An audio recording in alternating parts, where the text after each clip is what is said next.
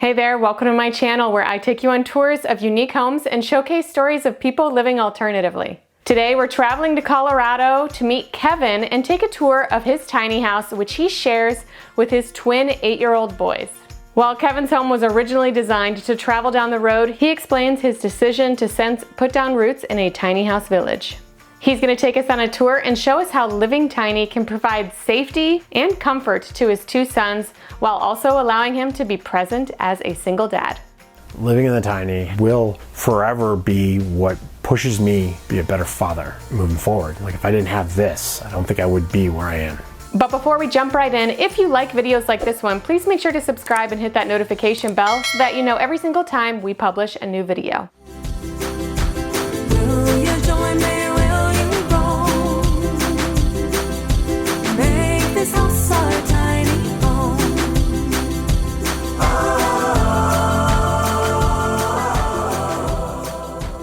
My name is Kevin. Welcome to my tiny where I live with my 8-year-old twin boys.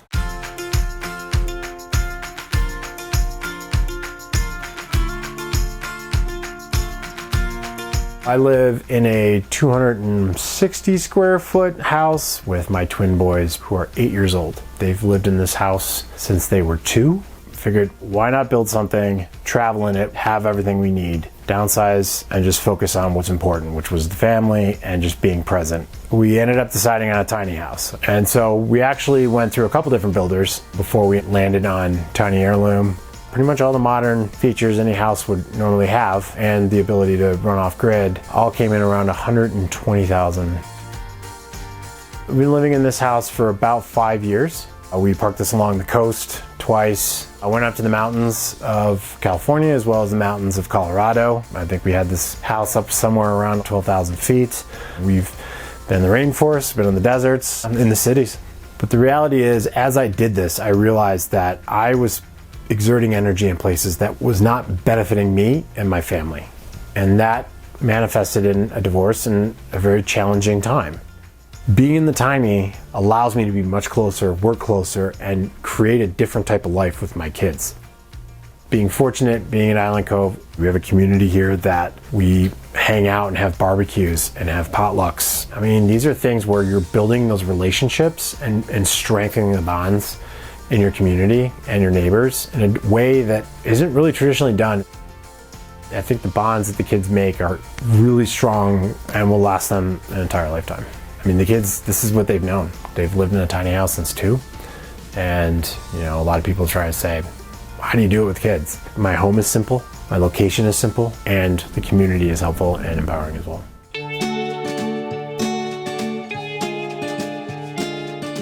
This is a 34-foot gooseneck trailer, 8.5 feet wide, 13.5 feet tall, 13.6 to be exact.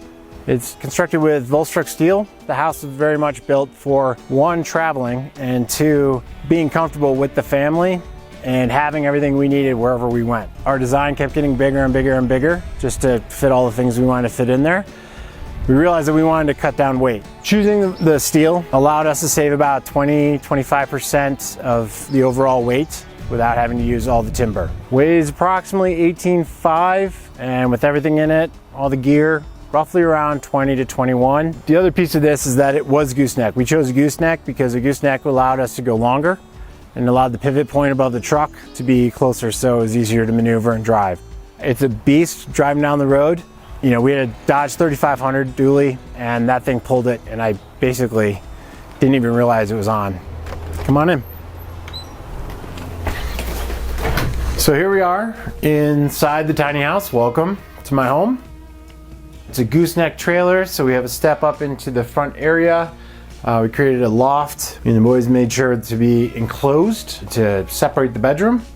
Really, I think the biggest thing for us when we were building this was to have the right amount of space, to have the right amount of items that made life just more convenient and simpler. For me, that's what it's about. It's convenience because, you know, I'm very busy and I don't want to focus my energy outside of the things that are the most important. So an important piece for us is cooking and having a kitchen that I can spend the time with the kids and enjoy.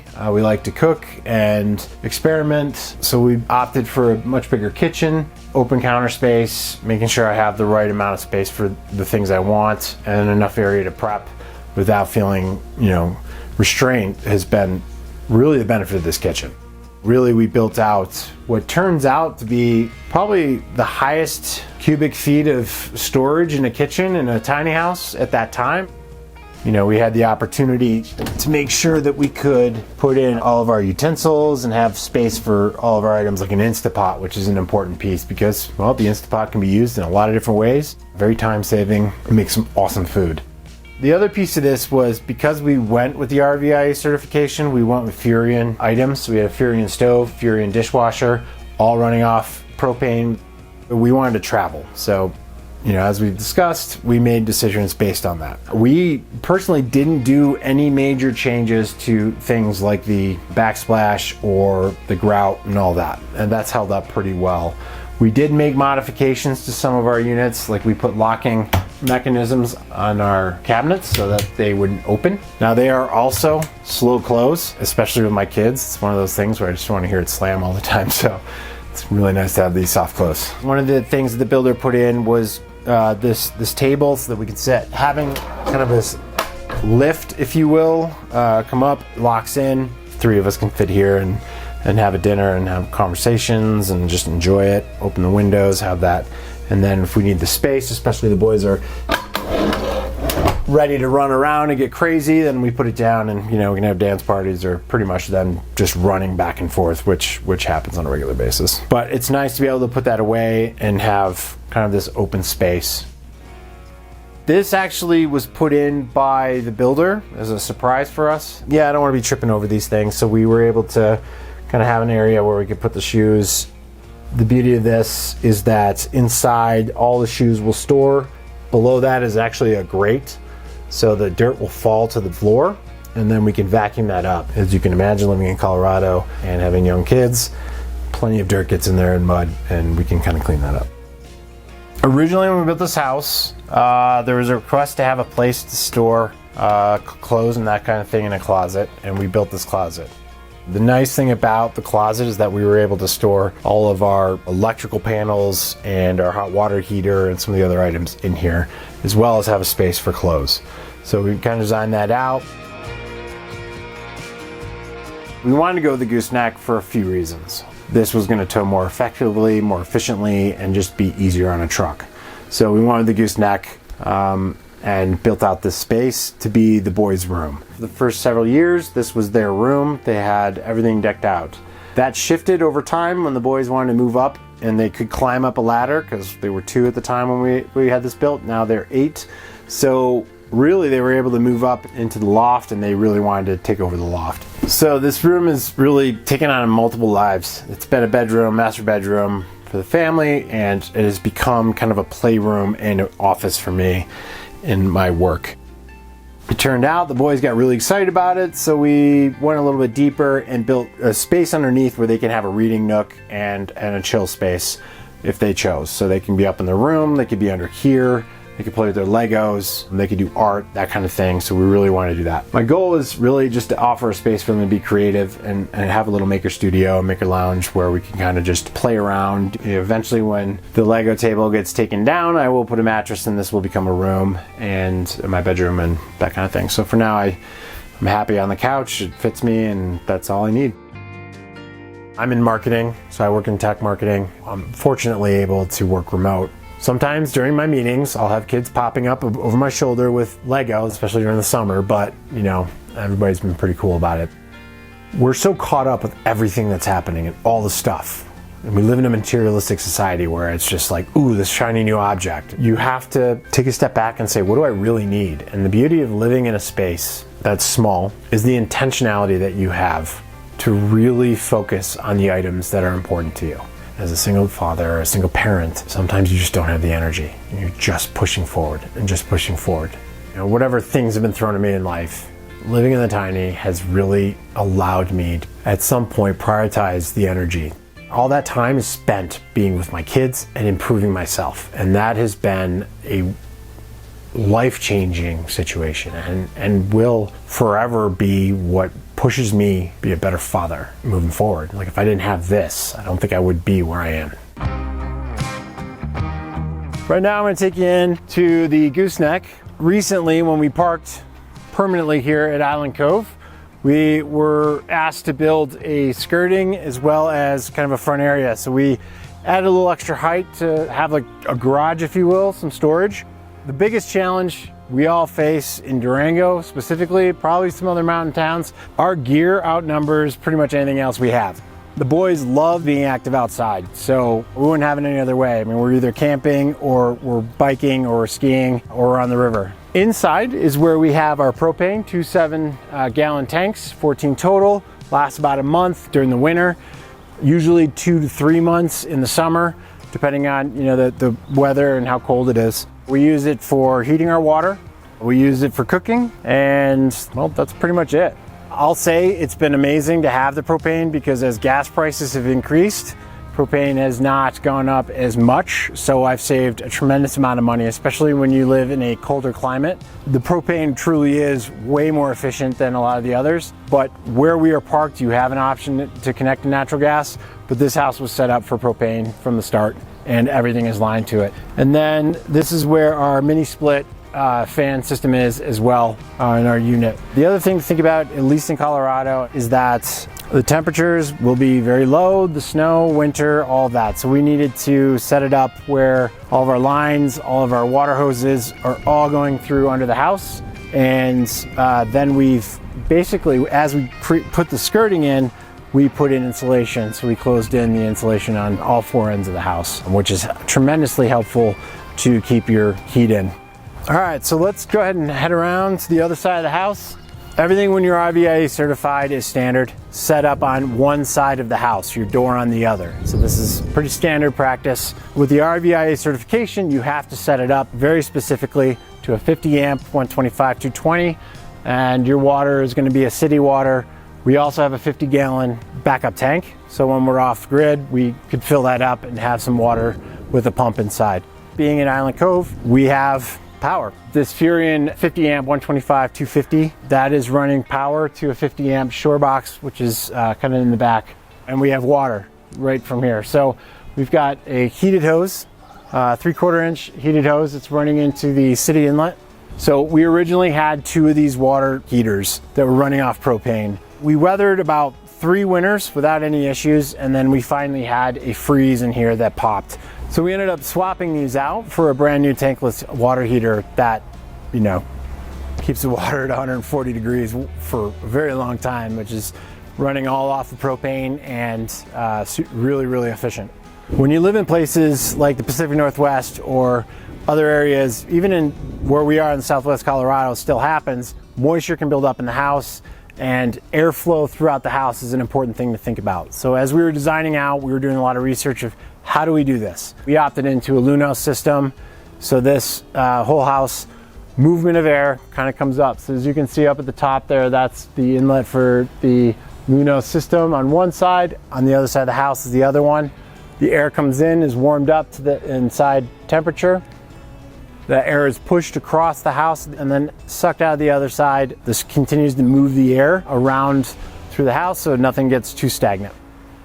So at Island Cove, part of the HOA tenant was to make sure there was skirting around the house. So I try to keep with the trim, as you see. So I kept with the black trim and then used kind of just a picket, just kind of carried along. Right here is where the wheels are. We have a triple axle. This covers right over onto another metal, basically cross beam that goes above the wheels. So I just locked them into that. So come with me and we'll kind of go to the front. Originally we were trying to decide how we wanted the outside to work and look. Did we want to use metal? Did we want to use reclaim? Did we want to use wood? We opted for the wood. 1, it was cheaper. 2, a lot of our decisions came around kind of this notion of modern rustic. Love the outdoors, wanted to bring the outdoors in, kind of keep the modern look, modern feel. Pine was used and not cedar. This has lasted 4 years and has been through a lot, so it's holding up very well and we can clean it up, but I think the next step will be to replace this with the cedar and making sure that will last for a long time and cover it. Let's head over to the living room and the bathroom. This is the living room. When we've had a long day, we've done a lot, we want to chill out and hang out. It's a nice place to chill on a couch, a place to watch some movies, and then the fireplace. And we had this kind of mantle that has distressed look and feel to it, and it really just feel more personable and homey. And originally the builder wanted to put in really nice hardwood floors, and we said nope, we're good with engineered hard floors because we know our kids and we know the destruction that could happen. Quite frankly, these engineered hardwood floors are amazing. They've held up to everything from dogs to, you know, 8-year-old twin boys, 5 years of just throwing things on them, things falling, so not a scratch, not a dent. I think the big thing for me is I just wanted to celebrate my boys and make sure they knew that everything they wanted to create and make this place their own. And that's kind of the beauty of this. So you'll see a lot of different artwork around that they created at school or they created in the house, some projects that we did, things hanging from the ceiling where we would decorate for a season. Recently, one of the things they did was put up these notes, and these notes actually are a menu item of things that we can do together. And so they even numbered them. They can get a hug, they can hang out, play games, we can snuggle. There's a lot of snuggling. I think all of them have some sort of snuggle to it. So they basically wrote what they wanted. Kind of took on a life of its own, and now they'll come up and be like, point to it and say, you know what, Dad, I want to hug, or I want to snuggle, or I want to watch a movie, or these types of things. So it was a pretty sweet moment where they just kind of created it. They went into the room, created something, came down, put them up, and said, this is how it works. So it was really fun to watch their brains in action and kind of allow them to have the space. All right, so welcome to the bathroom. We didn't sacrifice in the bathroom. We went with a larger footprint and made sure we had all the things we needed to be comfortable and have the stuff we needed. So a full-size tub because the boys took baths every night. So we wanted that extra space, wanted to make sure that that was there and ready to go for that. Outside of that, we ended up with a washer dryer combo underneath, lots of space. We could do laundry up here. We had different storage options. Back here, we actually have a place where we put our laundry when it's ready, and we can store there towels and other types of items over here. It takes a little while longer for these. So again, that's a change in your habits, change in how you operate. We'd be running this thing pretty much all day, every day.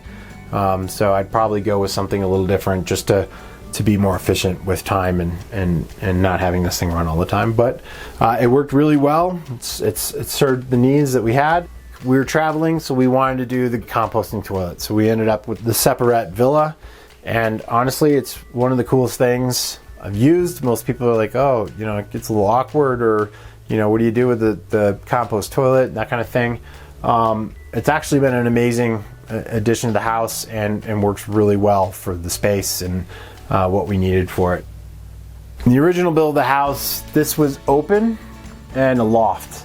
And we had our master up there. We had a king-size bed. It fits a king-size bed, and all our clothes and stuff was up there. It was easy. We just went up, we slept. Personally, I don't spend time in a bedroom. I don't think I've ever spent time in a bedroom other than when I was a child. So I really don't need a big, spacious bedroom with lots of seating area. We just needed a place to sleep, because that's where I go for a few hours, wake up and come out and do the other thing. So that really served. As the boys got older and they really enjoyed being separate and wanted to start climbing up into this space, we enclosed it to make sure that there was a door and they had their own separate bedroom. And it's essentially become their treehouse, if you will. So they love this. I think this is the one thing that they love the most out of the entire house. So to get up there, we had this built, which sets right here. Come on up, check it out. This will fit a queen, a king, pretty much any size bed. And with the boys, we just had their smaller versions of beds, if you will, and we're able to deck this out and, you know, really make this space their own. Toys, storage, sleeping space. They actually spend a lot of time up here and they really enjoy getting away. And the nice thing is, sometimes they want their own space. So having this up here, the door closed, and then having the front room underneath the Lego table really works out pretty well. So one might be up there, one might be in the front.